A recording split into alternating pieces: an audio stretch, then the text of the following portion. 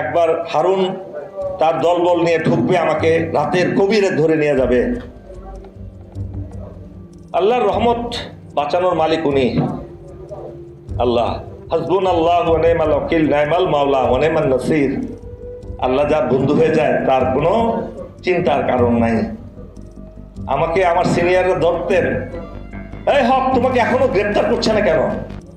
আমি তো স্যার, আমাকে গ্রেপ্তার করলে কি খুব খুশি হইতেন? তোমাকে ঘুম হয় নাই এখনো? তুমি তোমার এত কথা বলো হাসিনার বিরুদ্ধে, ইন্ডিয়ার বিরুদ্ধে, তুমি এখনো ঘুম হও নাই? আমাকে খুব খুশি হইতেন?